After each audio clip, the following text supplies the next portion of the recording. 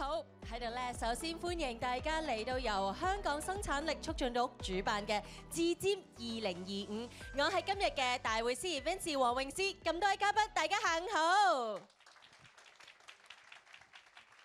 我哋嘅自瞻系列啦，自2020年開辦以嚟啦，已經成為備受矚目嘅年度盛事啦。咁每年啦都會匯聚政府、商界領袖同埋科技嘅專才，協助企業掌握經濟同埋科技發展嘅趨勢。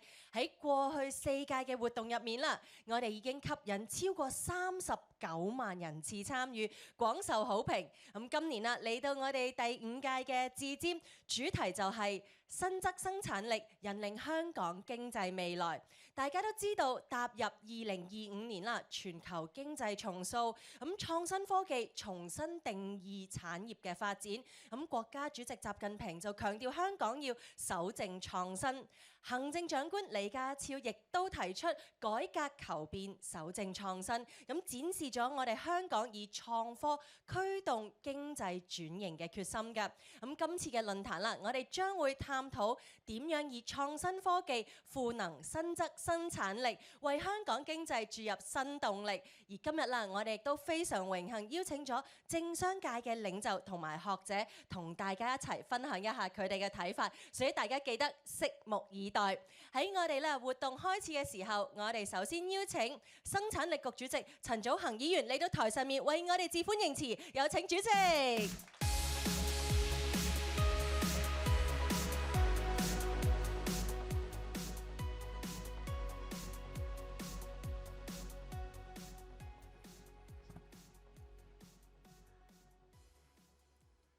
大家好，歡迎各位，頭先漏咗喎，係我 address 咗先喎。首先，Ivan 處長，Ivan 處長，各位我哋嘅合作伙伴，我哋嘅各位講者，各位我哋嘅嘉賓，各位朋友，下午好。咁歡迎各位出席我哋今日 Foresight 自瞻2025嘅論壇，好開心，亦都喺呢度同各位嘅多位嘅商界領袖啦。業界嘅精英，我哋一齊去見證我哋1年1度嘅一個旗艦嘅一個盛事。由於今日好多嘉賓呢都有來自香港啦，亦都有內地啦，跟住落嚟呢，咁我都會用普通話同大家去做我嘅一個opening 嘅，係啦。咁就首先歡迎大家出席我們 Foresight 自瞻2025論壇。香港生產力促進局自2020年來舉辦自瞻系列的論壇，一直都備受各界的好評，也成功匯聚商界領袖、行業精英、專家學者，共同探討最新的經濟和技術的發展趨勢，把握年度經濟發展的機遇。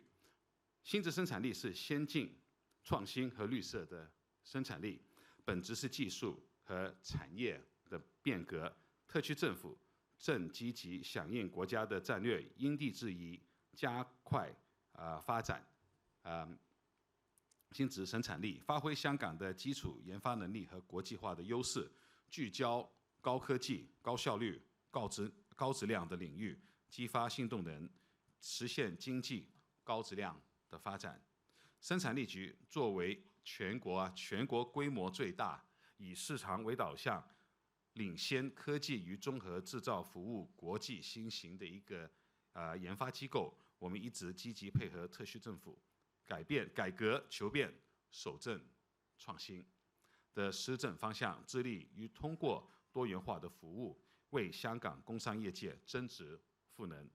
今年我們自瞻2025以新質生產力引領香港經濟未來為主題，我們非常榮幸能夠邀請到世界銀行前首席經濟家兼高級副行長，我們北京大學新結構經濟學研究院林毅副教授，擔任我們今天的主講的一個演講嘉賓。我們可不可以，大家可以歡迎一下我們林老師？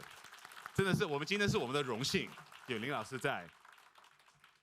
目前關於新質生產力眾說紛紜，很多甚至流於表面。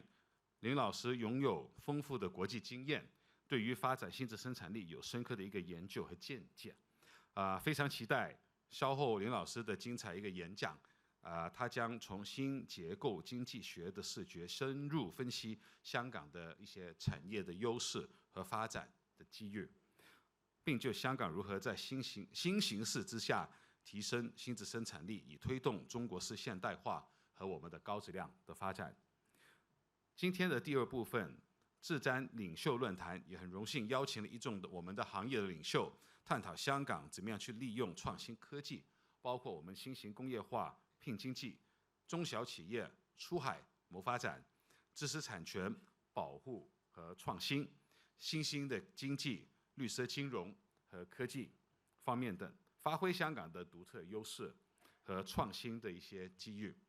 为了助力业界打造符合自身发展新质生产力的策略，生产力局隆重推出香港一站式的新质生产力的一个服务平台，让我们企业迈向高质跟绿，迎接新质生产力的一个巨大的一个机遇的。此外，我们也邀请了各位参与我们智瞻新质生产力展馆的导览，通过亲身的体验的展馆和展位，最新科技方案和服务，大家可以更加深入的去了解怎么样去运用智能制造、人工智能、物联网等新的技术，提升企业的竞争力，推动业务创新发展。智瞻世界拥抱未来，生产力局将继续跟我们政产学研投合作，加快科研成果的转化和先进制造业的技术落地，赋能中小企出海谋发展，助力建设香港成为国际的创新科技中心，共同实现企改革、同发展、为民生、建未来的一个愿景。最后，我衷心感谢各位专家、演讲的嘉宾、我们的合作伙伴和我们参会的所有的嘉賓的支持，祝我們今天的活動圓滿舉行。謝謝大家。謝謝陳主席，請回座，亦都多謝晒主席。請回座。咁剛才啦，主席都提及過啦，一個新質生產力服務平台。咁大家咧就記住要喺外面嗰個位置咧留低參觀一下啦。其實喺新時代嘅背景底下啦，香港點樣保持活力，同時提升競爭力啦，係我哋每一個共同面對嘅重大議題嚟㗎。今日我哋啦，好似剛才主席提及，絕對係我哋好高興同埋榮幸邀請到北京大學新結構經濟學研究院院長林毅夫教授啦，作為我哋智瞻嘅主題演講嘉賓。我知道啦，林教授將會用新結構經濟學嘅角度，同大家分享一下香港點樣發揮自身嘅優勢，發展新質生產力。簡單亦都介紹下林教授俾大家。林教授曾經擔任世界銀行首席經濟學家同埋高級副行長，係第一位擔任呢一個職位嘅發展中國家嘅學者。佢同時亦都身兼全國政協常委、全國政協經濟委員會副主任、北京大學新結構經濟學研究院院長等等重要嘅職位，重點研究經濟發展轉型同埋運行嘅新結構經濟學。期待啦，林教授同我哋分享一下香港可以點樣利用作為國際金融中心同埋創科中心嘅優勢，喺國家發展新質生產力嘅浪潮底下，揾到最適合香港嘅發展路徑，推動香港新質生產力嘅發展。現在我們以最熱烈的掌聲歡迎林毅夫教授來到台上跟我們分享，有請林老師。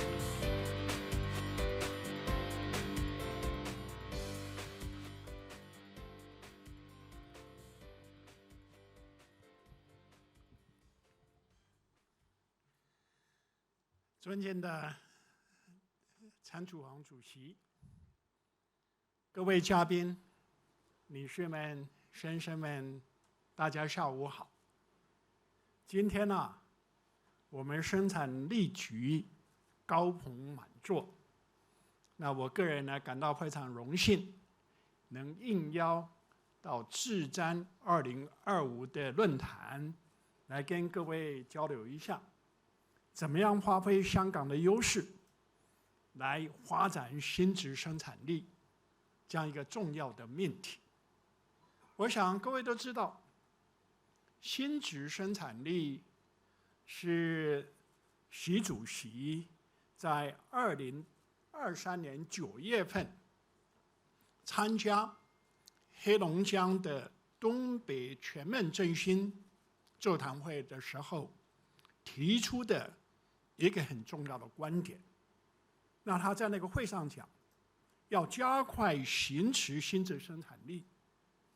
他提出这个命题以后啊，那么新质生产力可以讲说，在过去这1年多里面，在内地最热门的一个词。所以我想今天呢，就想跟各位分享一下我对什么叫做新质生产力的认识，然后呢，班门弄斧，来谈谈呢，香港怎么样利用香港的优势来发展新质生产力。新质的生产力这个词啊，如果回顾起来，总书记最早是在2023年7月份到四川考察的时候，他在座谈会上面谈到，这个要利用四川的优势来发展这个新兴产业、未来产业、战略型产业。但他那一次的讲话，媒体上没有披露，所以大家呢没怎么重视。但是呢，到9月份在黑龙江参加我前面谈的东北全面振兴座谈会的时候，他呢提出的加快形成新质生产力。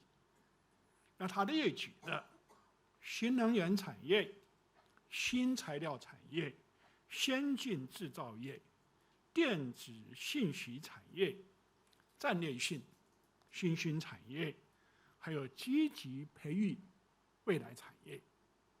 那么有一段时间呢，国内各个地方呢，当然积极响应，包括我们香港啊。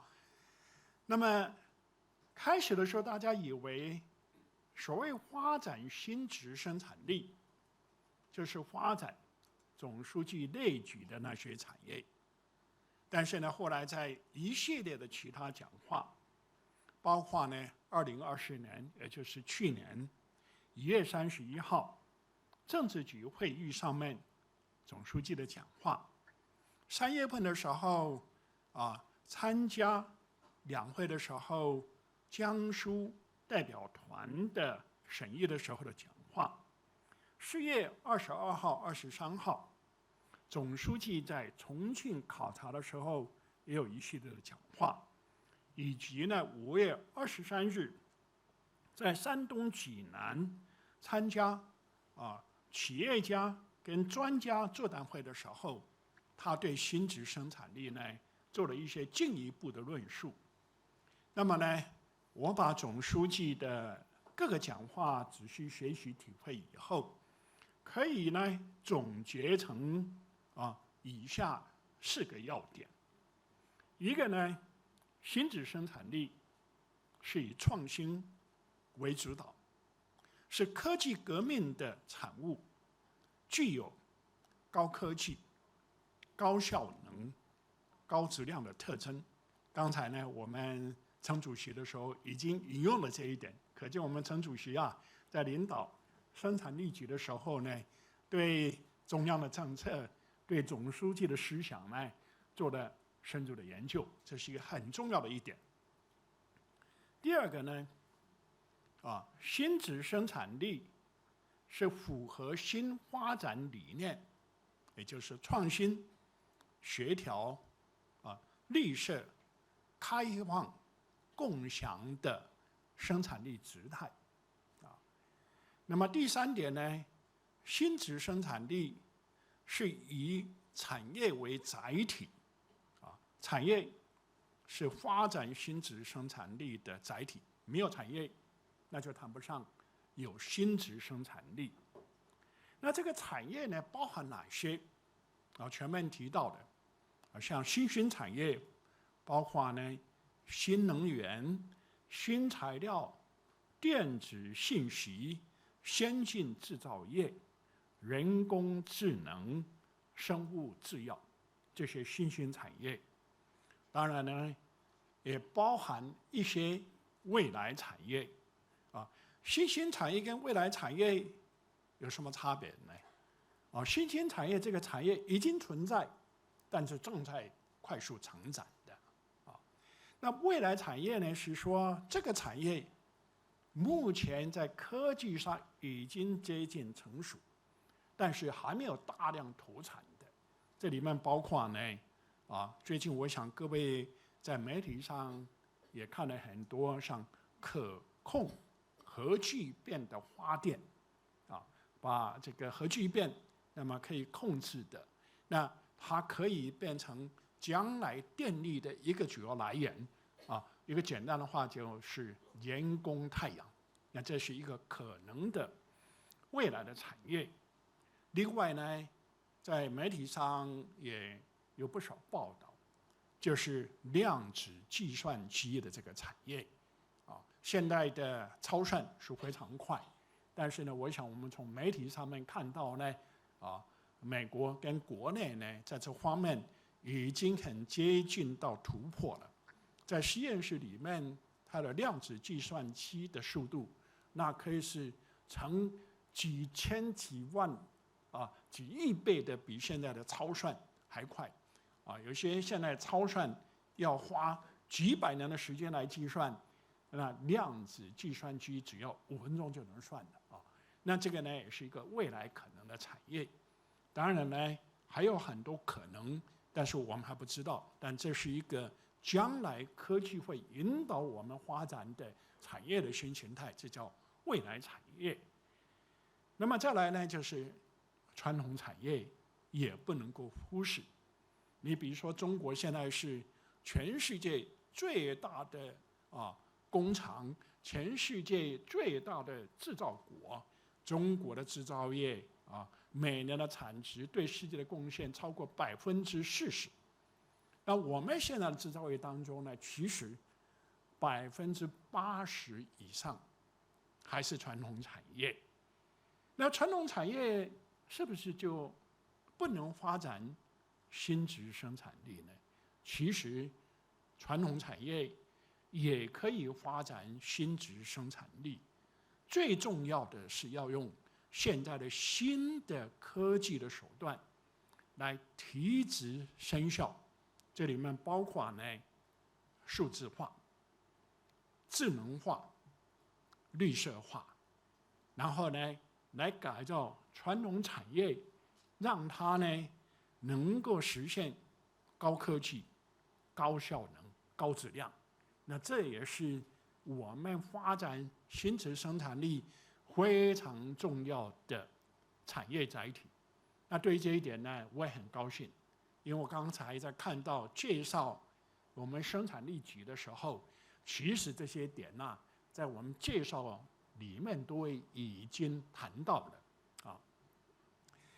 那么，既然以产业为载体，又具有这数方面的特性，那香港怎么发挥它的优势呢？在这方面呢，总书记也讲得非常的清楚，就是呢，要从各地，要从实际出发，先立后破，因地制宜。那么刚才常主席也谈到因地制宜，分类指导，根据我们现在的产业基础，到底它是在新兴产业还是在未来产业，或是传统产业，要分类指导。那根据本地的资源禀赋、产业的基础，那么充分利用科技条件，有选择的来发展新的产业。如果你还没有，但它技术已经成熟的，那你可以把它引进、消化、吸收，把它培育起来。那对于未来产业，如果我们这边有科研机构，我觉得香港这方面有很大的优势。它在实验室里面已经接近突破了，那我们呢也可以培育它，让它变成一个引领世界的新的产业，这是一种新产业。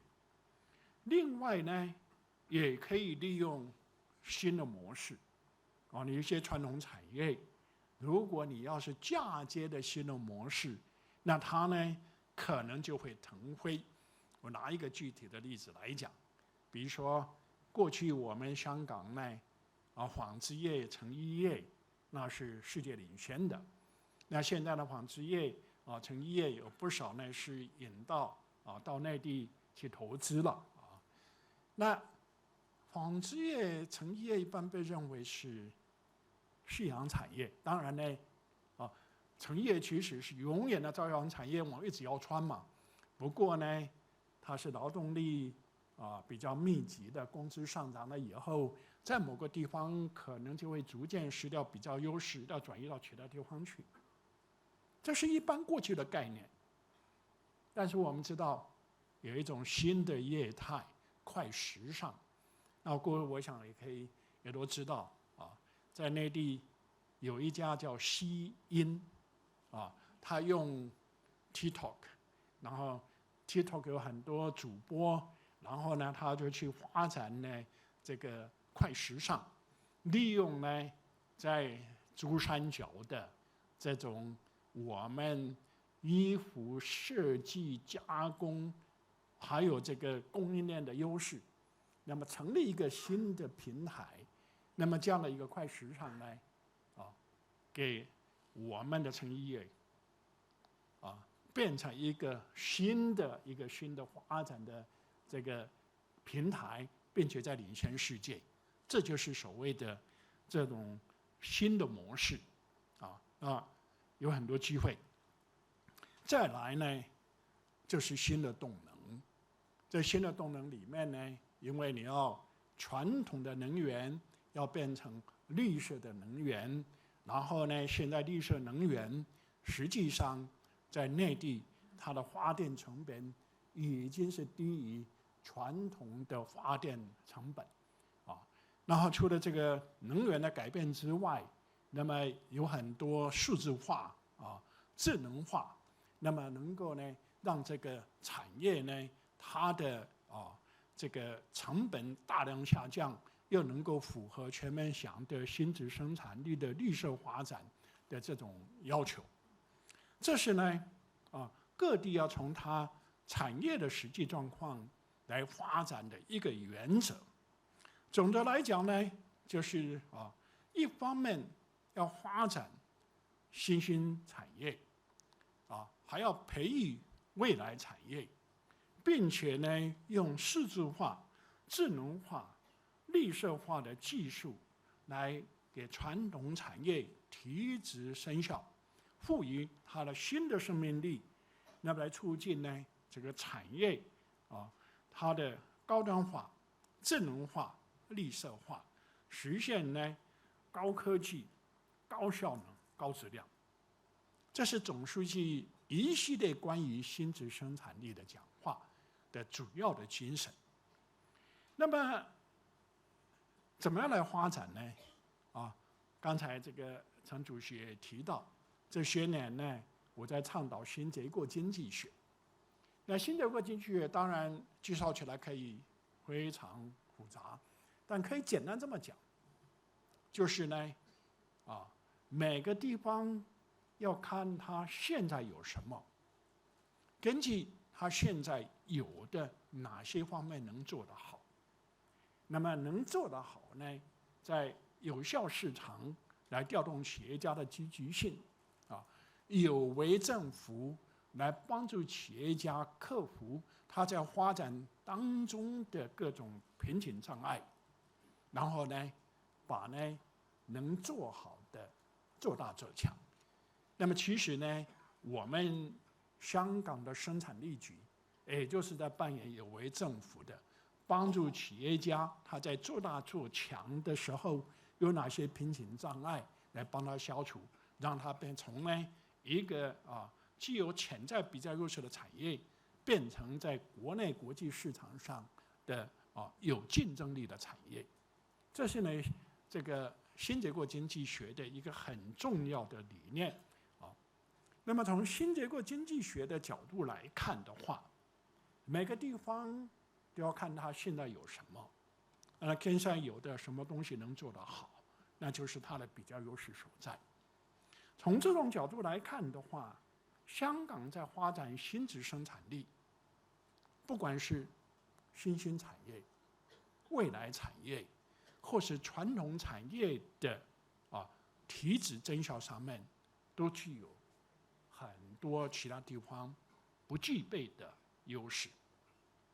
因为首先来讲，我们香港现在的人均 GDP 达到5万多美元，这在我们中国各个城市当中是人均 GDP 最高的城市，比深圳、比广州、比上海、比天津、比北京都高。人均 GDP 高代表什么含义啊？代表财富相对多啊，资本相对多啊，所以呢，香港有资本的优势。那不仅是说我们人均 GDP 高，香港还是世界上最重要的金融中心之一啊。所以在香港这个地方，不仅可以利用本地我们的财富，而且还可以利用世界的财富。因为你在发展新质生产力，不管是新兴产业、未来产业，还是传统产业的高端化、智能化、绿色化，都要钱啊，都要投资啊！你技术创新要发明要投资，你产业升级要投资，也要钱啊！所以呢，这是一个香港在我们国内各个地方在发展新质生产力的时候，香港这个地方有资本的优势。除了有资本的优势之外，香港还有人才的优势。大家也知道，香港现在有5所大学，它是在全世界排名前100的大学，那聚集了一大批在最前沿的科技上做研究的科学家，而且这些科学家还培育了很多在全世界属于最好的 science、technology、engineering、mathematics 的博士生、硕士生。那么这要发展是人才优势那么再来呢，在我们香港这个地方，背靠祖国，背靠珠三角，背靠全世界最完整的 manufacturing ecosystem 制造业的生态供应链是最好的你比如说我们在大湾区，包括香港，包括我们的这个深圳东莞这个地方，任何想法只要你有，那它可以在几天之内就把想法变成产品那这个产品马上就可以进入到市场去试销。这是全世界最方便的、最有利于产品创新科技创新的地方。所以在这样讲起来的话，我们香港呢，在发展新兴产业以及在培育未来产业上面是具有比较优势的，而且这些比较优势，我想已经表现出来的。我想大家是最清楚的，常讲的一个故事，就是香港科技大学的学生，然后呢，他呢做了无人机，然后在教授的指导之下，那把无人机利用香港科技大学的研发优势，然后呢结合了我们在珠三角、深圳、东莞这个地方的供应链的优势，现在发展成全世界最大的、最有竞争力的、生产了全世界70%以上的无人机的大疆。这就是一个新质生产力的新兴产业的一个很重要的所谓低空的一环。那这是我们香港的一个优势。再来呢，在人工智能，同样的利用我们香港这几个大学的科研力量，然后呢，投资，然后变成一个在中国、在亚洲、在世界都会有非常有竞争力的人工智能的科技公司啊。这里面我想大家也知道，像商汤，这是一个在国际上非常有名的这个人工智能的公司。另外呢，利用我们在香港的这个人才的优势、资金的优势，跟邻近这个供应链的这个优势，那也吸引了国内一些在新兴产业上面的领先企业，利用香港来设立它的研发基地啊。你比如说像宁德时代，这是在新能源上是世界上领先的一个企业。尤其对呢新能源汽车大部分的动力电池，它是一个最主要的创新企业、工研企业。那它就在我们香港科技园呢设立一个研发中心。那为什么设立研发中心？就是因为我们这边有人才、有资本的优势。所以我想呢，香港在利用所具有的资本的优势、人才的优势，并且呢，临近全世界最完整的制造业生态的优势，在新兴产业以及在未来产业上面，已经可以这个大展我们这个地方的这个优势，然后发展起来，领先中国，领先世界。另外，在传统产业上面的提质升效。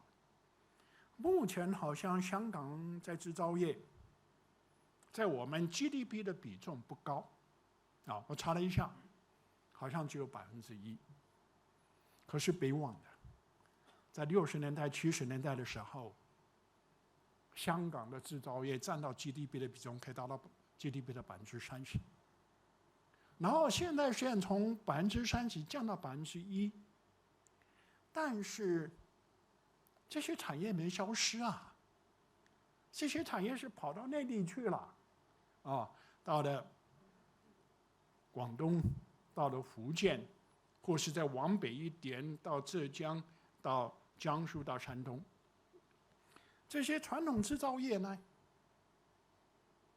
他在那个地方投资，虽然不上我们的 GDP， 但还是香港的 GNP 啊。而且呢，虽然它没在这个地方生产制造，可是它很多更高附加价值的所谓微笑曲线两端的跟生产服务有关的产业，还是靠香港。所以香港现在的GDP 当中，生产服务业占到40%啊。那些生产服务业都是服务制造业啊，这些制造业有很多是我们香港过去的传统制造业，然后移到内地以后，它呢还是继续以香港来服务。那我们知道呢，这个生产服务业里面包括哪些？包括产品研发还有呢工业设计，包括外观设计、功能设计，还有物流供应链的管理这个 input side 跟它的 output side 的供应链的管理进入到国际市场或是组织各种要素来生产的供应链，还有金融。我前面讲，香港是自己有资本，所以我们企业家到外地去投资，我们还可以利用香港的国际金融中心的优势来动员国际资本，还有风险保险等等这些另外像信息咨询会计啦还有呢技师咨询，包括我们生产力局也在做咨询的业务还有像质量检查等等。所以这样讲起来的话，虽然在发展传统制造业，从生产本身，香港现在已经不大，但是如果说从整个链条来看的话，我们香港在制造业的附加值的部分还是相当大的，因为占到我们整个香港的 GDP 的40%。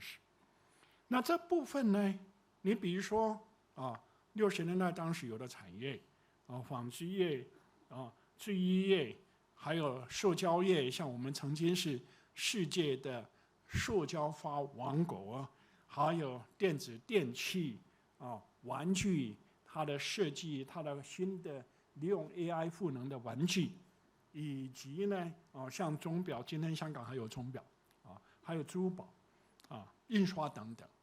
我想呢，这些只要发挥香港的在生产服务业上面的优势，包括产品研发工业设计，还有物流供应链，然后呢金融信息来赋能这些传统产业，这样子呢就可以让我们生产服务业所服务的这些传统制造业能够进一步提升它的新质生产力，然后它提升了它新质生产力以后，它的附加价值，它的竞争力会增强，那对我们的生产服务业的需求也会越大对我们生产服务业的需求，然后进一步发展呢也会越大。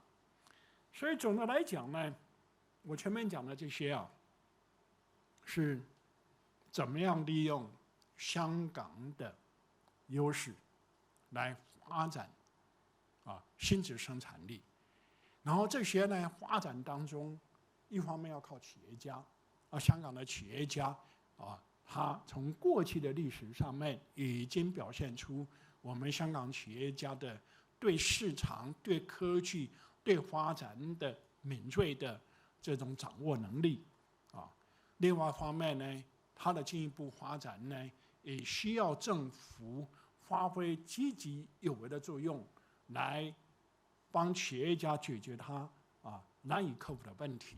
那么在这些工作上面呢，生产力局是由政府设立的一个机构，然后它的功能有相当大的部分呢在过去已经是充分利用生产力局在组织、人才、资金、技术的动员的这种优势，来服务呢香港过去的制造业。那么在国家倡导发展新质生产力的这个未来的发展过程当中呢，我相信呢会继续扮演它的基础核心的推动力。那我相信呢由香港各界的共同努力，一定会在我们国家以新质生产力来引领高质量发展呢，做出巨大的贡献。谢谢。谢谢连教授，请留步在台前的位置，因为接下来我们将会来一个大合照。谢谢林教授刚才跟我们分享了那麼獨到的一些見解。那接下來我們將會邀請以下的嘉賓移步到台上來一個大合照留念。接住落嚟，我哋有請一眾主禮嘅嘉賓講者、支持機構同埋生產力局管理層同埋理事成員呢，一齊嚟到台前合照。分別有我哋有林教授喺台前啦，繼續我哋有請生產力局主席陳祖恒議員陪同香港特別行政區政府創新科技處處長李國斌先生，有請。繼續我哋有請中聯辦教育科技部副部長吳晴女士。接下來我們繼續有請中聯辦教育科技部副部長吳晴女士，有請。繼續我哋有請香港生產力促進局副主席于建安先生。香港生產力促進局總裁畢堅文先生。香港生產力促進局理事會成員陳一南教授。以及程岸麗女士，繼續有請生產力局前主席林宣武先生，繼續有請香港中華創新聯合會副會長黃家和教授，香港工業總會副主席周志平先生，中國銀行香港可持續發展策略總監瞿康博士。香港中小型企業聯合會第2副主席陳麗欣女士。香港中小型企業總商會常務副會長鄭雷先生。以及資深傳媒人及專欄作家黃永博士，有請咁多位。今日啦，我哋自尖2025啦，除咗當然啦有剛才林教授同大家分享嘅主題演講之外，一陣間我哋仲會有專題討論環節，所以大家一定要拭目以待啦。呢個時候我哋有請啦台上咁多位啦，可以啦。望住一陣間正中間大會攝影師，我哋將呢個重要亦都有啟發性嘅時刻啦記低啦。那請看着，首先請看着我們正中間的大會攝影師燦爛的笑容，把這個具啟發性，而且在新年新征程的一個象徵記下來。好，再看着我們正前方的其他媒體朋友，繼續保持我們燦爛的笑容。我們為新未來舉起我們的拇指，同時點一個讚，謝謝，再次。好，我哋咧亦都有請台上咁多位啦，望一望我哋媒體台後面嘅傳媒朋友，請看着我們在會場後面的媒體台上的所有媒體，讓他們把這一瞬間記下來。多謝晒，謝謝台上的所有嘉賓，請回座，謝謝你們，再一次掌聲多謝咁多位嘉賓今日嘅蒞臨，請就座。接住落嚟，我哋將會咧係全場影大合照㗎，所以啦，我哋有請咁多位現場嘅朋友啦，繼續留步喺你哋嘅座位上面啦。咁同時啦，大家都見到啦，我哋嘅團隊成員啊，都為大家派發緊我哋今日嘅拍攝道具。咁當然啦，唔少得啦，有我哋自尖 Foresight 2025嘅一啲主題。好啦，我哋不如啦，有請大家首先望住台正中間嘅大會攝影師先。對，請看着我們在舞台上面正中間的大會攝影師。不如我哋咧一齊啦，首先影完一張比較正經之後，俾張有活力嘅。咁啦，我哋一齊帶動新質生產力發展，俾個 like。再望住，係啦。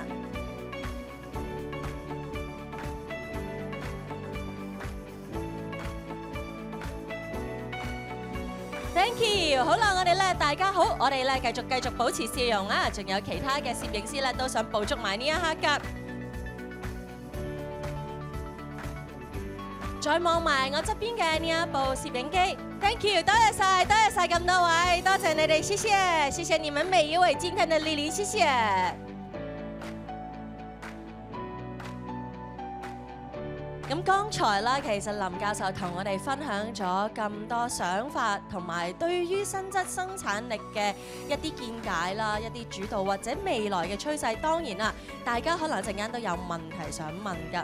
放心，其實咧，我哋一陣間咧，大家都知道，我哋生產力局喺出面啊，都安排咗一個新質生產力嘅服務平台嘅展覽區。大家記住一陣間咧喺出面都可以攞到更加多嘅資訊㗎。其實咧，大家都知道中小企係香港經濟發展嘅重要支柱。咁喺新嘅一年啦，生產力局啦將會持續咁樣加強對中小企多元化服務同埋支援，從科技、人才同埋資金方面啦，幫助中小企做好準備，把握機遇。所以我哋今日藉住自尖2025呢一個論壇啦，都特別首播全新嘅生產力局力撐中小企嘅宣傳片。我哋請大家細心欣賞，一齊去片。作為中小企老闆，的確有好多嘢煩。生產力局可以幫我哋解決難題。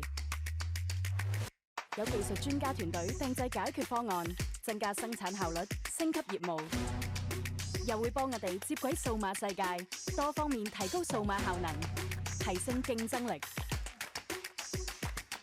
仲有中小企支援組配對合適政府資助。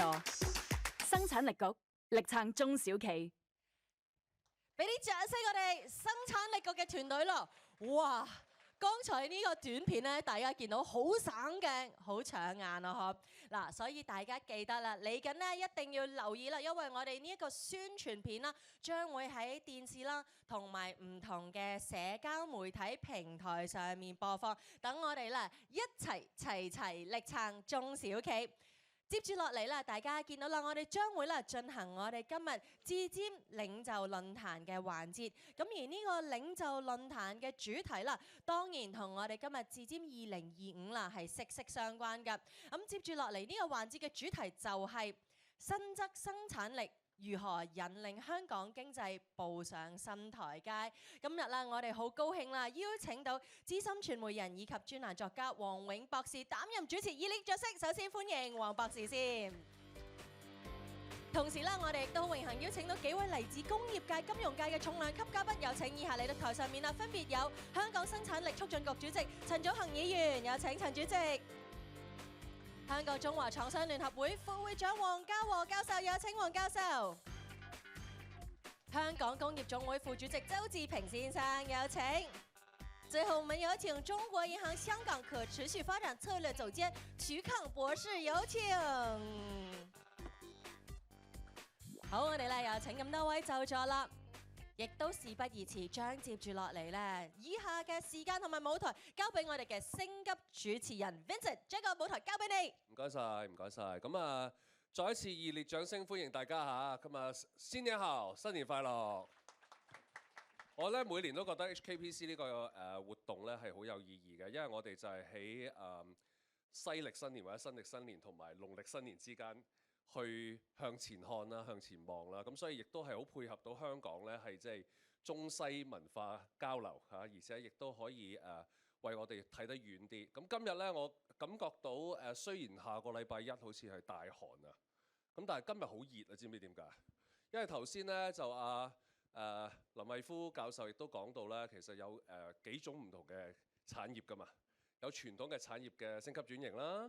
亦都有新嘅產業啦、新興嘅產業啦，同埋仲有未來嘅產業。其中咧就係提到呢一個核聚變、人工太陽。而我今日咧就企正喺4個核聚變中間啦，而家即係等陣咧，佢哋4個嘅能量加埋一齊咧，就將會咧就爆發好強大嘅即係新質智慧力啊！咁啊，等我哋咧可以即係齊齊學下嘢。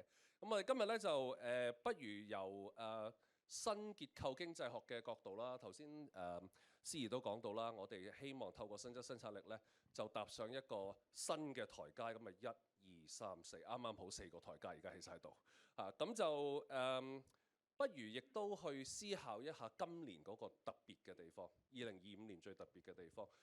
全世界而家好擔心下個禮拜一係嘛？大家知咩事？咁咧就亦都可能大家都會知道咧特朗普重新入主白宮之後嘅第2日咧，亦都係好罕見嘅天文現象喎。原來係9星連珠嘅日子嚟喎。咁但係更加緊要咧，同我哋有切身關係咧。頭先主席都同我講，喂，今年好似14、5最後一年咯喎，我哋都要即係承先啟後去遙望下15、5可以做成點喎。咁不如我哋由呢個角度咧，就去思考下新質生產力嘅點、線同埋面。不如由黃家和教授講起先啦。嗱，譬如我哋講緊新質生產力嗰個科技嘅突破點係嘛？咁其實你見到飲食業咧，自從疫情一路不停咁揾緊突破點啦。如果我哋講話飲食業去擁抱新質生產力咧，佢哋係行得其中一個最前嘅點嚟嘅，擁住嚟行嘅係嘛？呢方面嘅經驗，你會有啲乜嘢可以分享咧？譬如話由飲食業去到睇到成個即係橫切面中小企，有啲咩嘢係可以應用到新質生產力嘅？黃教授。Vincent， 首先咧就我今日嘅身份咧就係代表廠商會。咁廠商會咧其實涉及到有26個行業委員會嘅。咁呢26個行委咧，咁就包括差唔多香港所有嘅一啲工業啊、商務啊，或者即係甚至娛樂事業啊都有嘅。咁餐飲同埋食品咧，亦都係其中啦。咁頭先聽見林毅夫教授所講咧，即係有啲傳統嘅行業咧喺嗰個轉型嗰方面咧，其實即係會某個程度上咧，我哋其實站喺食品行業或者一啲餐飲嘅行業咧，其實係一啲傳統嘅行業嚟嘅。咁點樣去迎合到呢個新質生產力呢個方向咧？其實一個唔容易嘅，唔簡單嘅。對香港嚟講，18,000幾間食肆，大部分都係一啲中小型嘅食肆。咁佢哋咧對一啲新嘅諗法、新嘅議題，特別係新質生產力嘅話，究竟呢啲係乜嘢嚟咧？咁樣咁其實有好多我哋餐飲嘅行業，或者一啲食品行業或者傳統嘅行業咧，都唔係好了解嘅。咁當然咧，即係而家頭先所提及到習主席由23年9月開始提倡新質生產力嘅話，咁喺呢年幾之中咧，其實我哋亦都透過唔同嘅做法，譬如話 CMA 咧，廠商會亦都有我哋成立咗 CMA Plus 啦。咁喺檢測認證嗰方面啦，喺好多範疇咧，譬如話我哋都有配合同生產力局做好多一啲唔同嘅 project 嚟到去幫一啲中小型嘅企業係點樣去轉型升級，呢個係好緊要嘅。咁你提到呢個智尖咁樣，其實嗰個智咧就係要聰明啲啊嘛，尖咧就係高瞻遠矚，你要企高啲但係唔好跌落嚟企高啲睇遠啲，咁你先至可以原來大地在我腳下嘅。咁呢啲咧我哋就可以即係可以話即係講到一覽無遺咁樣，每一個環節咧我哋都要符合到呢一個新質生產力嗰個方向。我諗尤其是譬如話，我哋談論到新質生產力嘅時候，有3個英文字母係經常會出現，就係 ESG 啦，或者我哋講緊綠色嘅轉型啦，透過科技去強化翻成個流程啦。咁喺呢方面，頭先阿林教授特別講到嘅，就算有科技都好，就算有理念都好，其實都係要以產業為載體嘅。咁我覺得呢個好啱香港人聽嘅，即係講乜都好。喂，個產業點樣做先？個載體係點樣做先？咁譬如講到 ESG，我哋唔用一個好浮嘅角度好踏實嘅，因為好浮你就企得好高再跌落嚟啦，好似你頭先咁講。但係如果我哋要企得好實嘅話，咁係點做嘅咧？有冇一個具體經驗咧？其實咁樣講法咧 ，ESG 咧其實對好多中小企仲未話真係好了解、好清楚點樣去做嘅。咁但係經過咗呢段期間咧，我哋亦都努力去即係介紹 ESG 係咩嘢咁特別係喺環保方面啦，喺一啲綠色嗰方面咧，持續發展啦，同埋 governance 嗰方面咧，其實我哋都配合政府嘅一啲政策，去將 ESG 呢個概念咧，要話俾我哋啲中小企聽。咁喺 ESG 嗰個整體嘅做法咧，其實 CMA 咧我哋譬如話通過品牌發展局，咁亦都有一啲做法嘅。譬如話我哋有個 ESG Plus 嘅約章，咁我哋已經有超過1000個企業咧，已經簽訂咗呢個約章，已經係向住朝住 ESG 呢方面去行㗎啦。你揾到咁多人簽，我真係要問下你點樣做得到，因為好深嘅。譬如你話真係做飲食業，你同佢講 ESG 我唔識，MSG 我識喎，係咪？即係味精我知係乜啫，咁係咪啊？咁你點樣可以說服到佢由理解 MSG 去到變成理解 ESG 咧？譬如你當我係啦，我真係唔識啊，主席。教授，你點樣教我㗎？你點樣去 convince 我㗎？點樣去說服我去參加呢個 ESG 約章嘅？其實唔係嗱，其實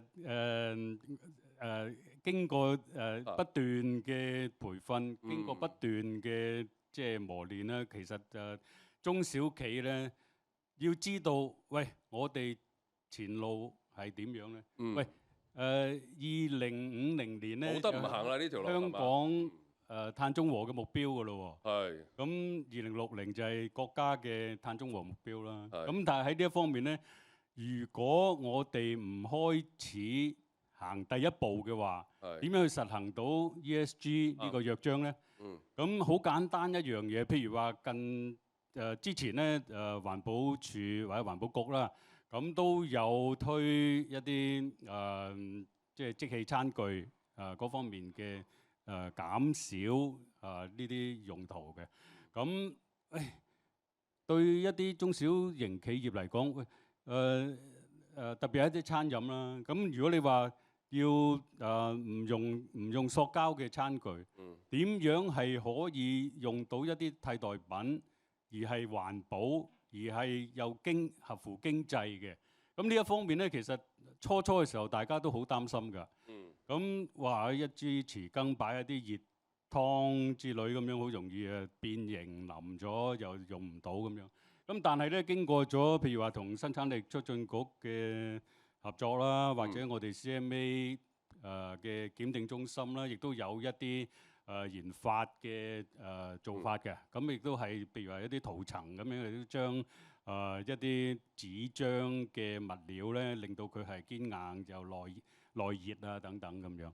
咁所以喺呢一方面咧，其實對一啲即係我哋唔好即係嗱講老實，中小企咧唔係一啲好似搞金融或者搞一啲好大型嘅好實在嘅要，我哋要係好實在嘅，要係好貼地咁樣去做嘅，一步一腳印咁樣要拖住佢哋嘅手，嗱你要用呢樣，你要咁樣做，你先至係可以達到呢個目標嘅。係啊係有。咁呢個咧，我哋通過咗好多一啲研討會啦，喺展覽方面啦，同我哋嘅會員，因為我哋有3000幾個企業會員。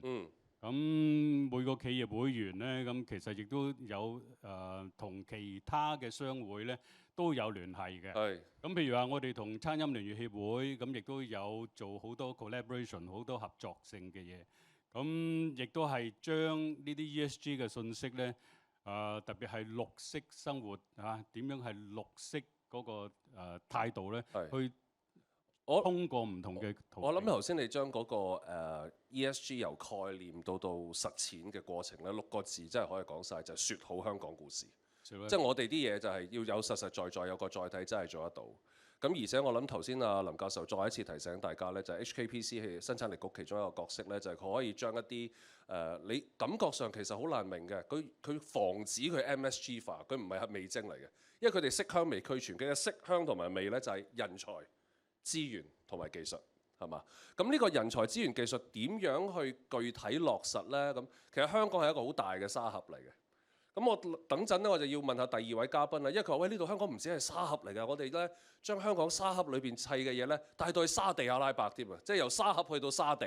咁啊，不如問下我哋第2位嘉賓啦，香港工業總會副主席周志平啦，阿 Jude 啦，咁呢個由沙盒去沙地嘅過程係點樣嘅咧？因為其實大家都知道喺一帶一路沿途都有好多即係沙漠地帶啊，好難行嘅路㗎嘛。點樣可以將即係創新之路、優質生產力由香港帶到去一帶一路沿線嘅地方呢？好，咁啊，第一就多謝大會邀請啦，嚟到今日做個分享啦。其實香港工業總會咧，我哋喺過去嗰2年咧，我哋舉辦咗好多考察嘅活動。我哋有去東盟，咁最近有去中東，去咗沙地阿拉伯，咁同埋去咗迪拜。咁我哋亦都去考察當地嘅企業，咁亦都有大企業啦，亦都有中小企，亦都我覺得比較特別咧，有一個初創企業。咁其實呢個初創企業就係喺一個畢業於香港大學嘅一個教授。咁佢自己咧就 form 咗 startup，咁佢個背景咧係 marine biology。咁但係佢研發咧就係點樣用3D 打印去做人工珊瑚。海洋生物學家研究點樣用立體打印技術可以打印到啲珊瑚出嚟。冇錯嘅，咁其實係佢係入咗香港科學園。咁咧科學園佢覺得呢個產品咧好值得去宣傳嘅，因為其實咧大家可能睇一嚿膠平平無奇啦，咁原來呢一個珊瑚咧係可以改變水質，咁啊通過改變嗰個海水個 marine biology， 咁吸引啲魚啦，咁可以改變。咁而科學園做咗咩嘢咧？就係話佢哋揾咗 CNN 同佢做咗專訪，做完咗之後擺 YouTube。咁沙地個主權基金咧就睇到，就揾人打俾佢。咁當時我哋去傾間公司嗰陣時咧，個老闆第一樣嘢諗到咩啊？喂，呢個騙子嚟嘅呢個，即係沙地打電話會揾我，話叫我去沙地，咁就原來唔係，佢核實咗之後。咁都得，即係反為係幫襯嗰個以為係騙子，就唔係人哋以為你呃佢。哎呀，咁啊慘啦！咁後來點樣互相溝通交流咧？真係咁就咁當然佢就通過科學園核實咗，呢個真係沙地主權基金。係。咁我哋去嗰陣時咧就睇咗佢個生產線，咁確實係好 impressive。即係咁嗰邊我哋亦都同嗰邊啲官員去講啦。咁佢攞咗個紅海嘅地圖出嚟。咁佢嗱呢一帶咧，我哋就會安裝呢個技術，因為咧可以改變生態，亦都可以協助佢哋個旅遊業。咁啊生態好啦，多咗魚啦，亦都可以去推動一啲潛水啊唔同嘅海上活動。其實啱阿 Jude 講嘅嘢咧，就係即使你係中小型企業，即使你係初創，你係 start up 都好咧，唔好妄自菲薄。有陣時個機會一嚟到咧，嗰個槓桿咧就會令到你去到一個國際嘅層面。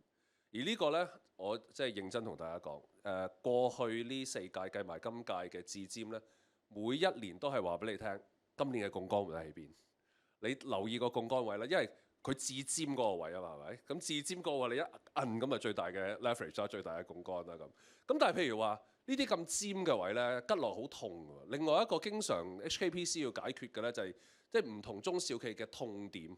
你覺得中小企喺2025年，如果你前瞻佢嘅痛點喺邊度咧？佢最難搞最需要去克服嘅挑戰會係啲咩嘢咧？主咁嗱，2050啦，咁頭先都有提到，咁嗰個國際嗰個政治，咁啊有機會改變啦。中美有方面，亦都係喺 trade 方面，可能亦都大家有一啲唔同嘅一啲可能或者 conflict 啦，咁即係呢個係一個大圍嘅因素。咁人才亦都係困難啦，我哋請人。咁喺呢個種種咁困難嘅環境上，我哋仲要去創科，去諗一啲新嘢。要使錢，要請人研發新嘅功能、新嘅技術、新嘅生產模式，其實係百上加斤嘅係。咁點樣去計啱條數呢？如果係咁嘅話，有咁多嘅挑戰，你認為中小企如果要去擁抱新增生產力，要點樣去計，或者點樣去盤算呢？我覺得咧，其實好多對好多中小企嚟講，佢覺得呢個係 very daunting task，即係呢個係冇可能。我自己可能做個產品，你要我做一啲即係好，你話一啲 IoT 啊、AI 啊，咁所以我覺得咧有兩方面咧係可以充分利用。第一，政府嘅分定。咁我本身我3年前我都放咗手。咁我哋有攞好多唔同分定啊 ，Innovation Technology Fund 啊 ，Research Talent Hub 啊。咁同埋第二樣咧，就係好好利用香港政府啲研發機關。咁啊，例如生產力局啦，咁我亦都好多年前亦都同生產力局合作。咁啊，研發一啲廚餘回收嘅技術。咁啊，亦都真係好好彩啦！即係時間地利人和。咁即係政府又再生合好打得啊！真係。咁啊，政府亦都係好支持呢個回收同埋呢個可持續性啦。咁生產力局亦都製造咗一個非常好嘅平台。咁幫我哋去宣傳。喺唔同嘅方面，咁啊，我哋受咗好多媒體嘅報導，即係有 ViuTV 啊、TVB 啊，咁啊跟住咧就好多發展商打俾我。我啲台都有介紹嘅。係，多謝。唔係，其實我諗第一個層次同第二個層次咧，都係4個英文字 HKPC。即係如果你想申請政府嘅資金啦，你想睇下你人才嘅培訓啦，其實我諗大家陣間去參觀下，好似頭先司儀講咧，好多好多嘅渠道，但係所有呢啲渠道咧，你都可以喺呢度啊，可以即係一路行出去。咁跟住我哋第3位嘉賓咧，就係中國銀行香港可持續發展策略總監啊，渠礦博士啦。咁啊，渠博士咧就同我講，原來佢細個就睇好多香港嘅媒體㗎啦，好多同香港好熟悉嘅。佢仲想學好自己嘅即係廣東話係你嘅 KPI，佢話。咁我打笑咁同佢講啦，我話阿渠博士，你知唔知你英文嘅縮寫係咩啊？係 QK 係嘛？係啊，QK 都係廣東話嚟㗎。OK 係咪？係啊，係啊。咁我哋就想聽下究竟而家如果要推動新增生產力有啲咩 QK？咁啊，睇下 QK 博士有啲乜嘢 QK 可以同我哋講啊？佢博士，我哋如果講翻其中一樣嘢，林博士頭先講咗，我哋有個科技啦，我哋有個技術啦。頭先啱啱阿 Jude 講咗啦，我哋有個 mindset 啦，我哋有個理念啦，好似阿黃教授講咗啦。咁但係都要錢要到位，而資金流咧就真係香港其中一個最大嘅優勢。綠色金融方面，我哋應該點樣去解讀咧？因為頭先話我唔明點解香港人咁冇信心喎，其實好多好故事可以講㗎喎。佢博士，謝謝主持人，我不好意思，還是得用普通話，廣東話還在。不好意思，不好意思，是我的普通話太爛，不好意思啊。這個也來香港，我來香港工作2年多，也正在學習，但基本能聽懂了。下一步還是希望能把廣東話學好。這個回到您的問題啊，錢資金流，錢這個東西啊，它是逐利的。哪裡有地方掙錢，哪裡有地方有利潤，哪裡有這個好的 business model 能掙到錢，資本就會往那裡流，對吧？簡單來說就是這麼一個道理。那麼對於換做一個另外一個概念，就是金融服務實體經濟，其實背後的概念也是一樣的，就是說實體經濟發展起來，它有金融的需求，那麼我們金融的產品給它供給，這個過程中資本其實是獲利的。簡單來說是這麼個邏輯。那麼還是回到金融吧。香港這個國際金融中心啊，實際上也是在過去幾十年中國改革開放崛起的過程中發展起來的。它實際上也是服務了中國的這個改革開放的金融需求啊。那麼所以中國發展得很快，所以香港這個金融中心也同樣發展得很快。這個背後實際上，我們看紐約，實際上它當然是個國際金融中心，但它更多也是個美國的金融中心。倫敦是服務這個歐洲的，所以從這個角度來說，真正的大型的這個金融中心背後都有一個非常大的經濟體啊，這是一個基本的一個模式哈。那麼這個因為這個大的經濟體有很多經濟活動，有金融需求，我們滿足它的金融需求。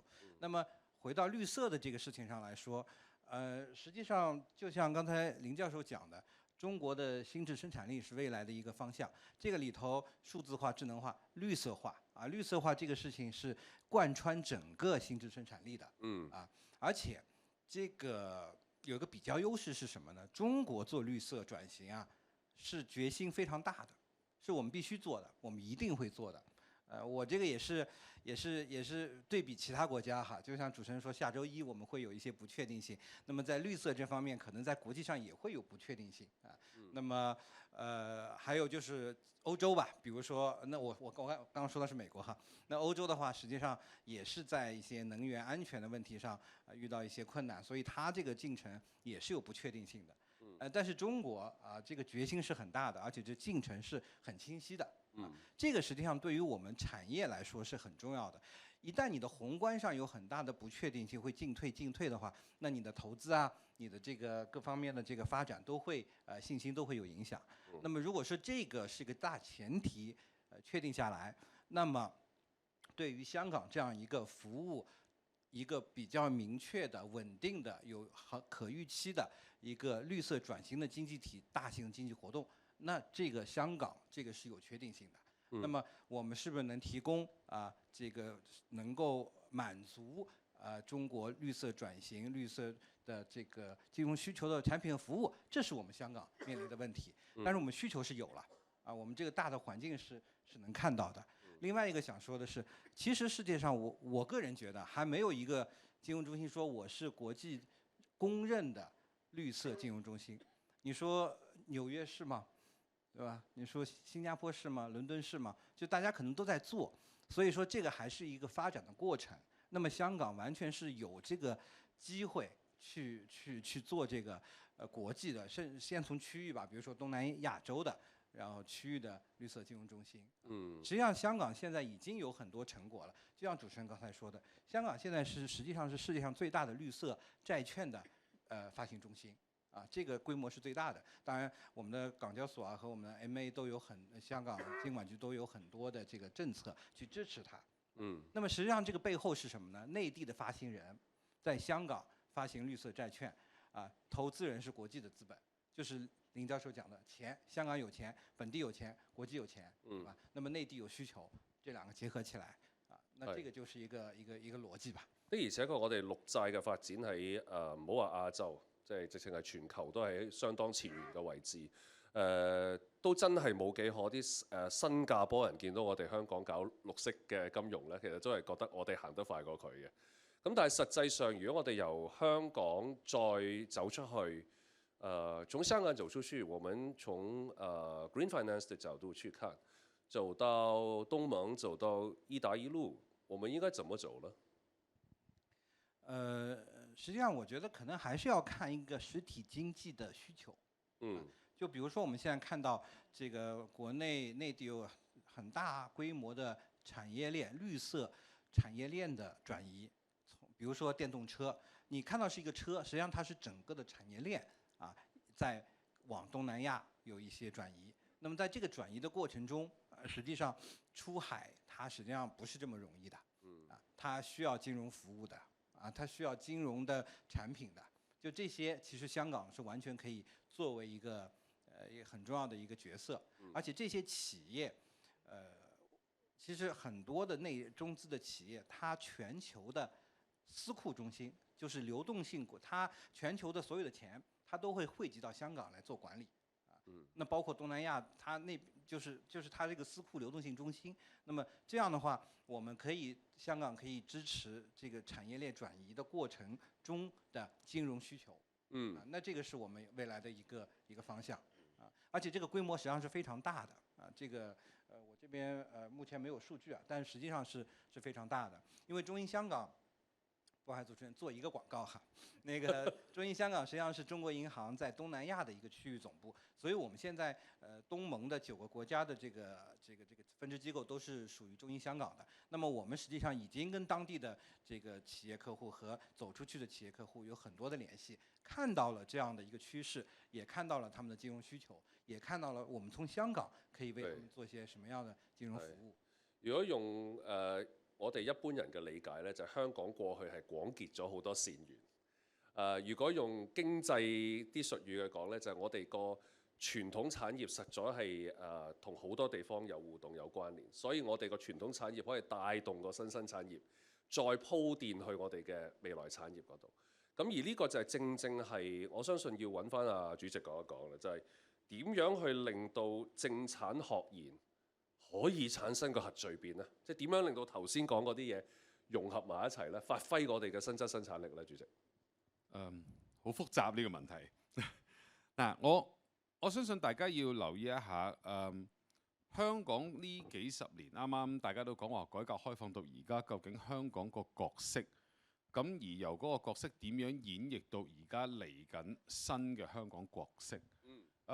我哋以前可能未必話咁緊張睇實第幾多次嘅5年嘅計劃啊，由13、14、5到嚟緊15啦。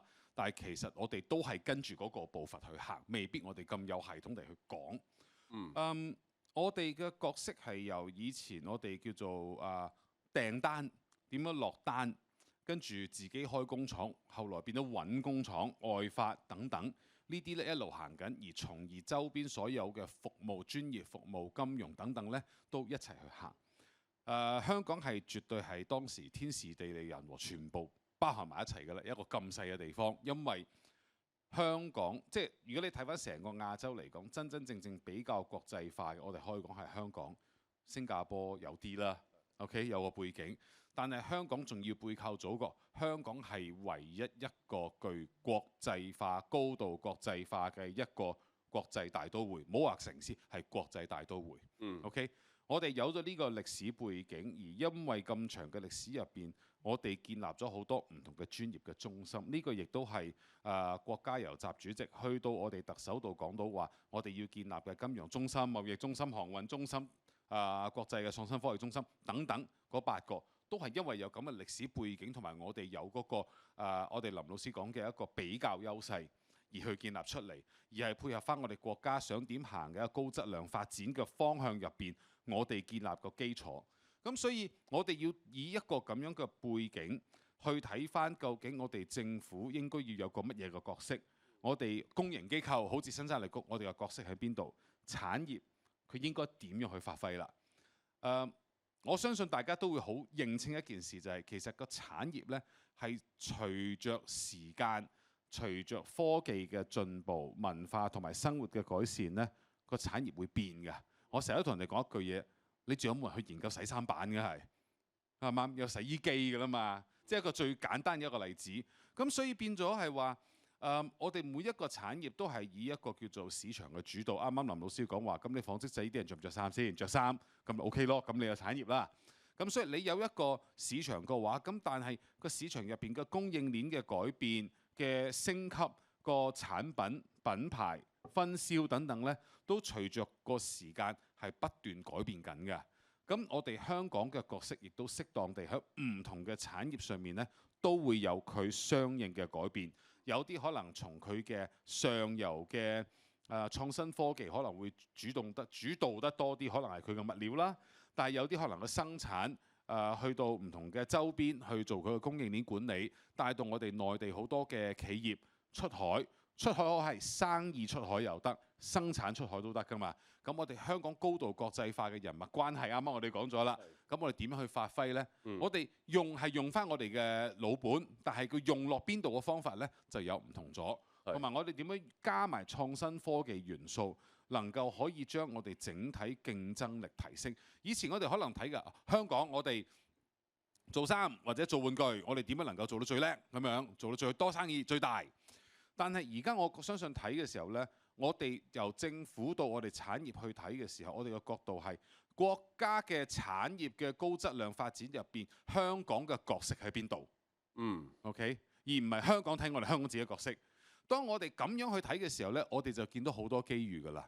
就等於以前香港，你有冇諗過一個農村、漁村嚟到嘅時候，話我要做國際貿易中心？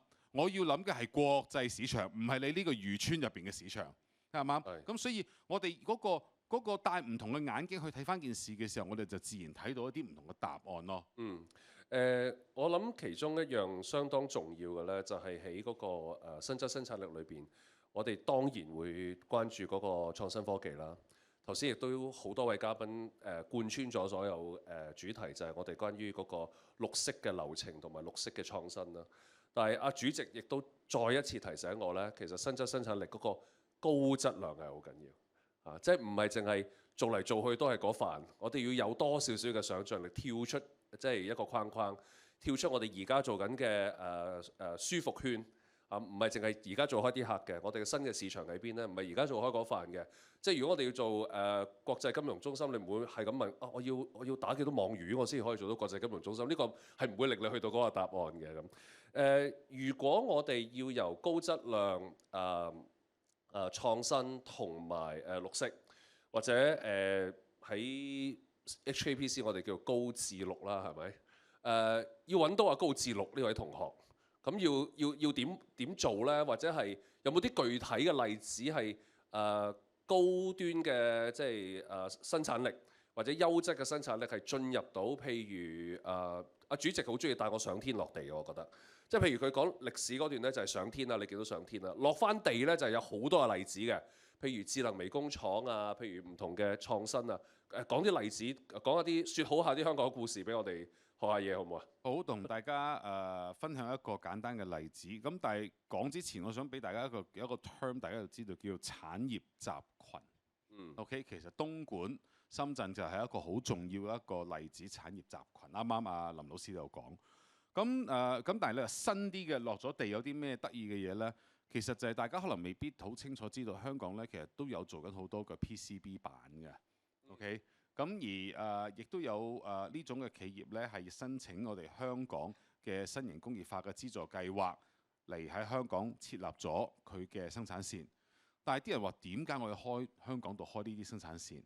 佢講嘅答案就係話，因為內地係做大批量嘅。OK。我唔係講最高端嗰啲啦，但係即係話應用上面係好多。佢話香港我哋反應快，我做小批量客製化，同埋我希望能夠客製化到係用落我哋咩呢？新嘅智能嘅器材或者係啲工具。咁譬如咩啲 white goods 啊，咁嗰個例子係咩呢？佢做智能化嘅咖啡機。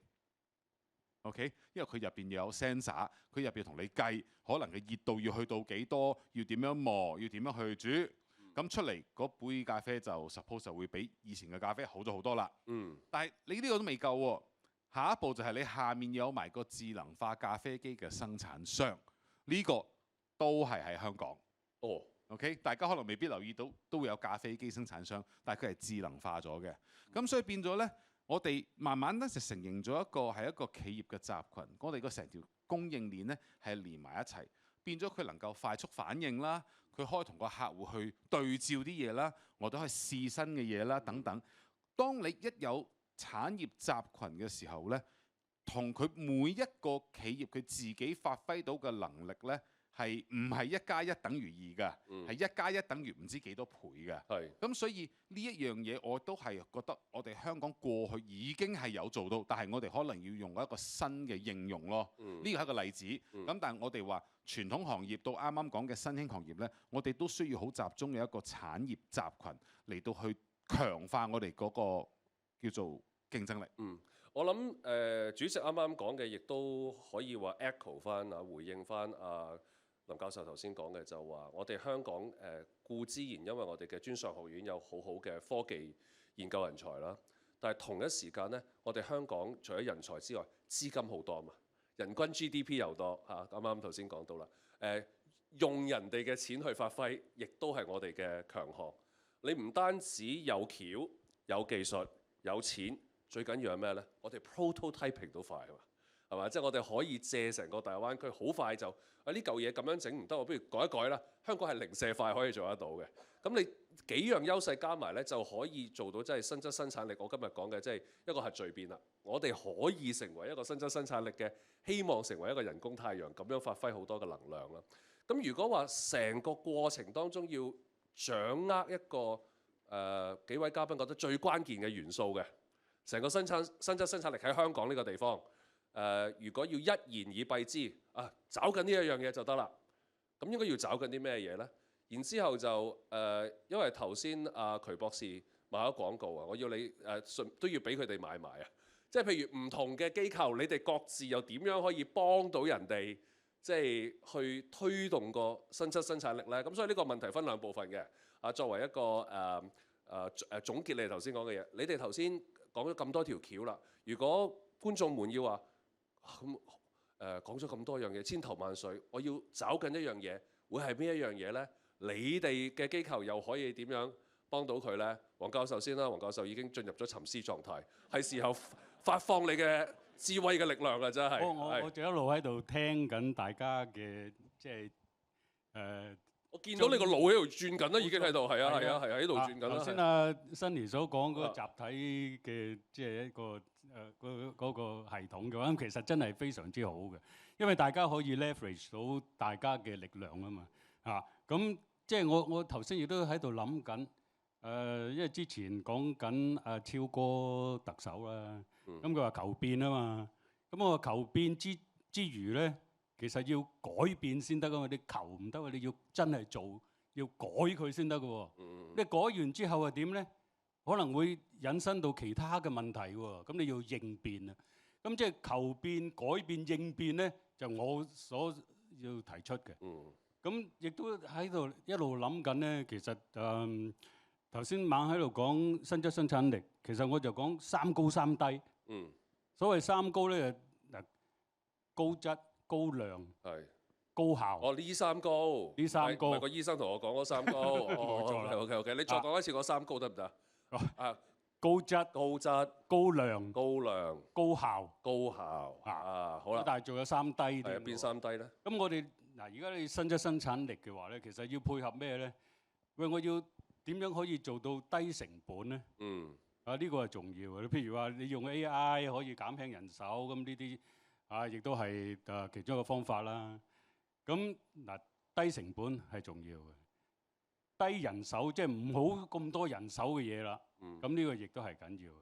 香港喺呢方面咧，向來都係有個瓶頸嘅。我哋唔係話想減低嗰個即係就業嘅情況，問題係嗰個人手投放入去，特別譬如大家可能熟悉建造業咧，我哋嘅人力資源投放係有點過度密集嘅，所以令到個成本會過高嘅。點樣可以騰空翻啲人手做啲更加高端、更加增值嘅嘢？呢個好重要嘅。第三低啦，喂。第三低咧就係嗱，而家我感覺到咧，而家我哋唔需要咁多嘅空間去做嘢嘅。哦。咁甚至喂，好似今日在座，呢個 HKPC 講好多㗎啦，垂直工廠啊，幾百人喺度智能微工廠啊，咁不如我哋用一啲 Zoom 又好或者咩嚟到去減輕嗰個空間。咁啊，留低呢一啲空間去做多啲其他具生產力嘅嘢。咁而家唔係話坐喺度冇生產力啊。咁大家喺度 brainstorming 係好嘅。咁但係咧，其實亦都利用咗咁多人嘅時間，你嘅即係坐咗喺度去聽我哋喺度發噏風嘅話咧，其實未必係發噏風嘅，嗰隻 sorry 啊 ，Billy。唔係我講嘅嘢咧，可能係即係我係升級嘅趨勢啊 ，up 係升級嘅係，風就係嗰個趨勢，嗰個帶住個風向係啊。咁所以你就發展緊一個升級嘅趨勢，所以為之發噏風啊，簡直。三低嘅話，佢最後嗰個低空啊，其實低空個空係唔係 deep V 嗰啲啊？係係你可以係少嘅空間，但可以做多嘅嘢。係。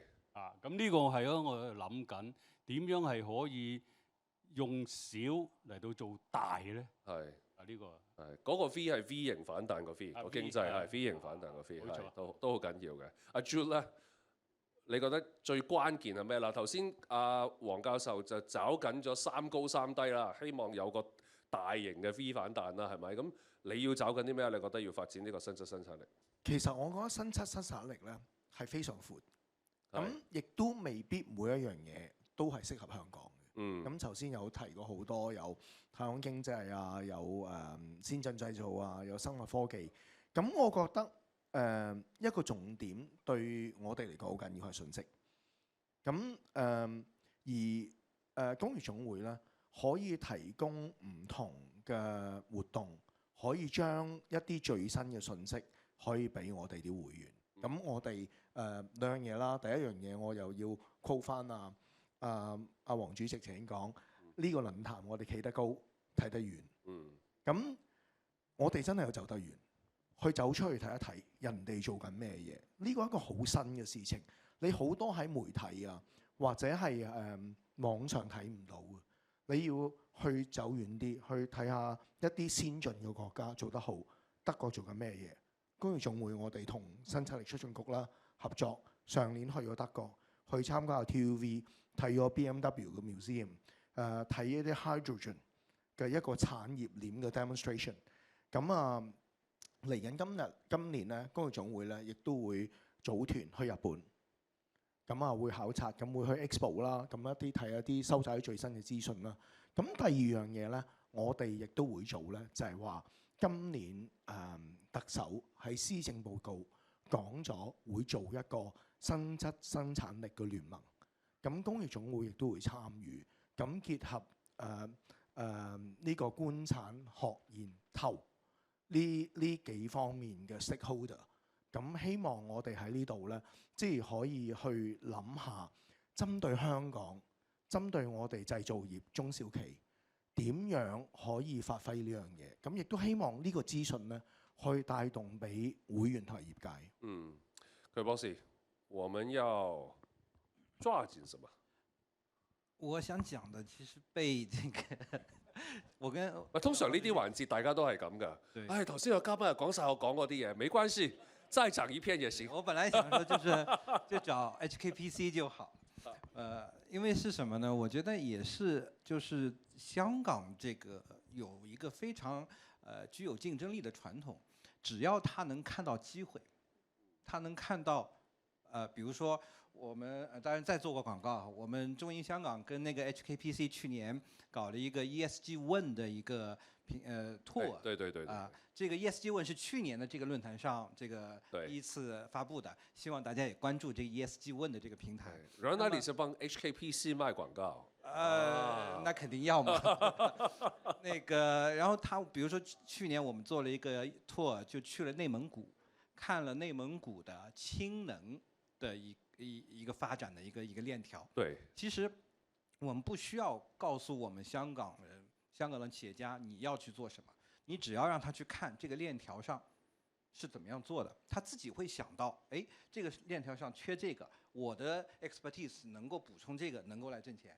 现在关键的问题就是，黄总刚刚说的，我们希望说大家要更多的去看现在新的这个发展的产业链和新的业态、新的模式，包括餐饮有一些新的模式，他们现在是怎么做的？我们香港可以在里面找到哪样的机会？这个我相信已经刻在香港人的基因里面。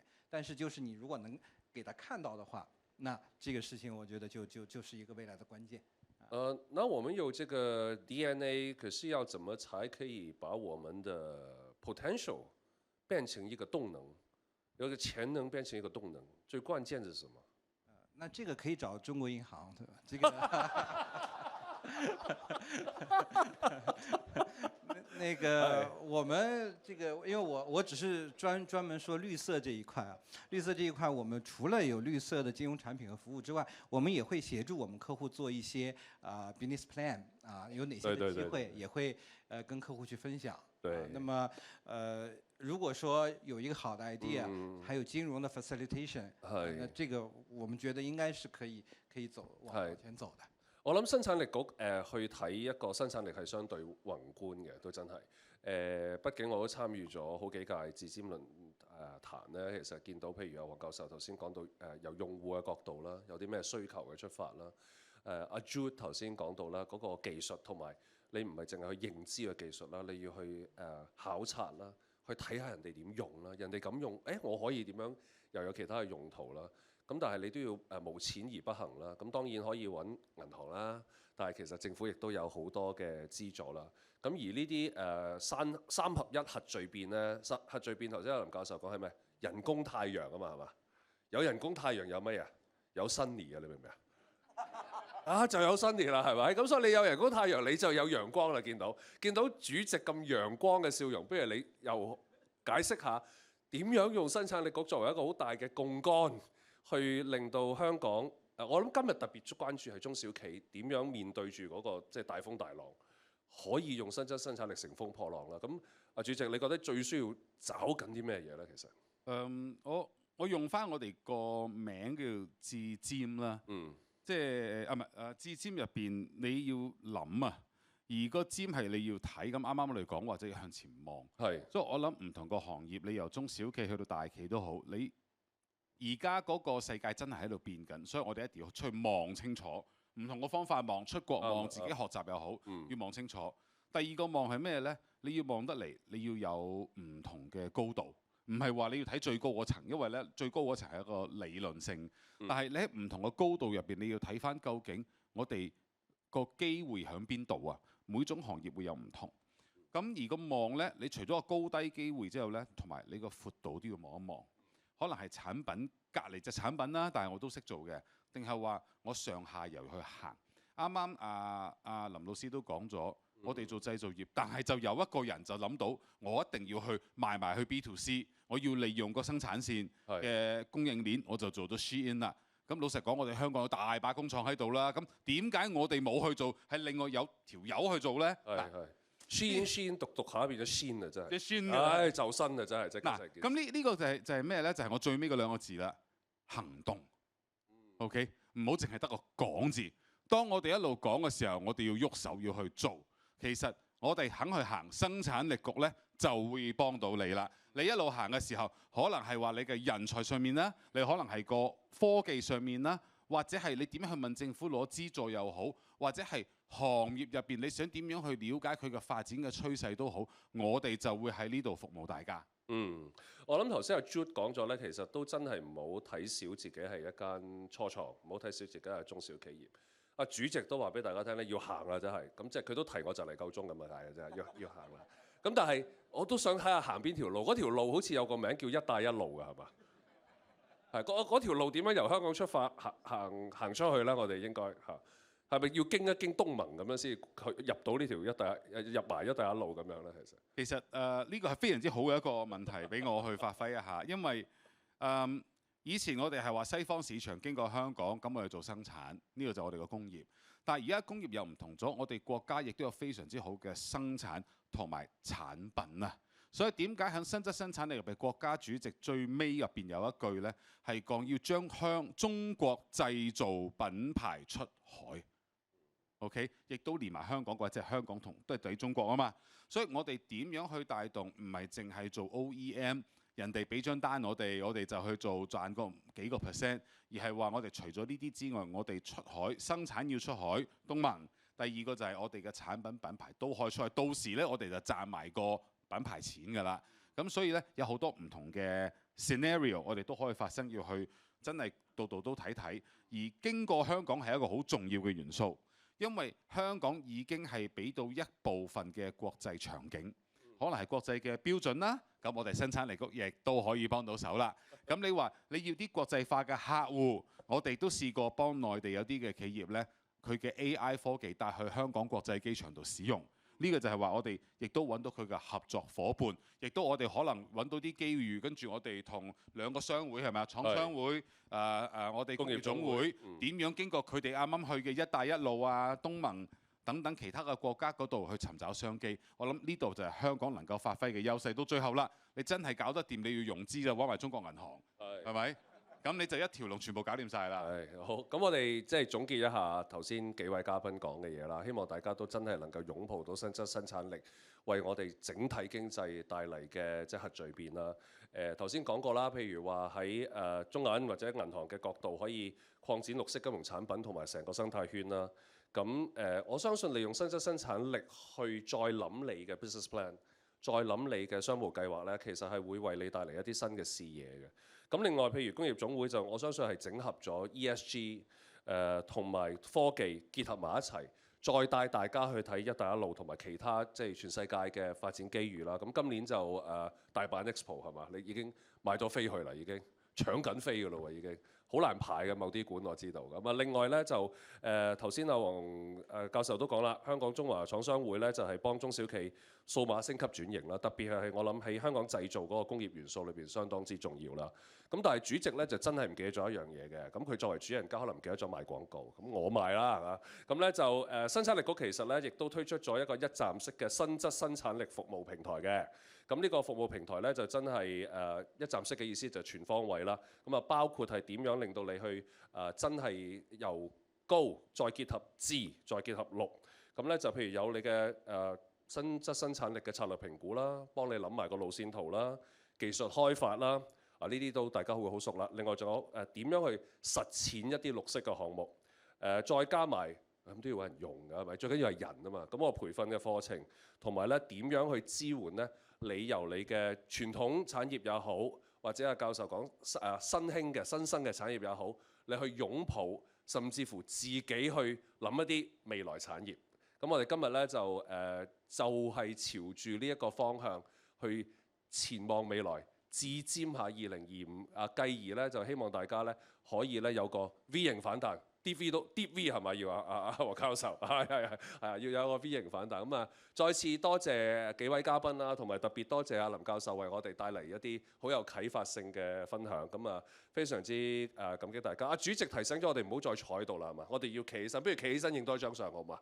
我哋企起身影多張相，企起身影張相。Thank you， 用熱烈嘅掌聲咧，多謝晒。我哋咁多位講者同埋 Vincent，不如我哋請咁多位移步到台前嘅位置，係啦，我哋咧一齊走出去啦，喺唔同嘅維度高度影一張合照。我哋影呢個啦，不如自瞻我哋望遠啲啦，係嘛？望遠啲。希望啦，透過我哋今次自瞻2025啦，帶大家啦點樣展望未來，同埋啦認識新質生產力㗎。咁大家可以擁抱啦，同埋利用新質生產力啦，去透過呢個機遇啦，捕捉唔同嘅發展可能嘅。喺度再一次用熱烈掌聲多謝晒咁多位 ，thank you。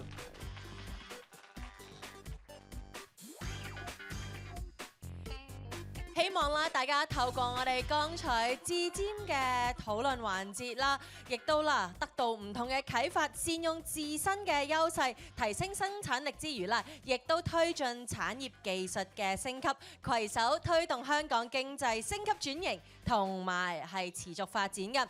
今日我哋嘅論壇呢，亦都已經嚟到尾聲啦，歡迎大家繼續留低啦，因為參觀啦。剛才我哋提及啦，喺外面啦有一個新質生產力嘅服務平台嘅展示專區，大家喺嗰度咯可以咧一次過獲得資助業中小企支援組 ESG 一站通、生產力學院、數碼不求人同埋香港網絡安全事故協調中心等等最新嘅資訊㗎，我哋亦都為大家準備咗茶點啦，大家咧稍後就可以一齊品嚐同埋交流㗎啦。另外提一提大家，如果啦已經報咗名參加至尖新質生產力展館導賞團嘅朋友啦，記得要移步去到我哋外面嘅登記處嗰度啦，集合分組參觀，一齊體驗到新科技同埋科研嘅成果，期待同大家共同一齊探索前沿科技，感受未來嘅無限可能。喺度再一次多謝晒大家嘅參與，咁歡迎咧大家繼續留低交流同埋參觀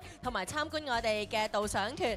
明年我哋至尖再同大家見面，多謝咁多位。